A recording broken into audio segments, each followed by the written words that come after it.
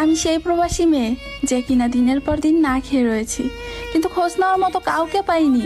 আজ আমি বাধ্য হয়ে প্রবাসে পরিবারের মুখে দুমুঠো ভাত দেওয়ার জন্য। কোথায় ছিলেন আপনারা যারা কিনা বলেন প্রবাসী মেয়েরা ভালো না, মেয়েদের প্রবাসে আসা উচিত না? কোথায় ছিল আপনাদের এই মানবতা? বলতে পারেন আমাকে? ইচ্ছে করে জানতে আমি জিন্দা না কি লাশ, দোজখের অন্য নাম কি সুদূরে প্রবাস। বছর ঘুরে আসে বছর, আমি গুনি দিন।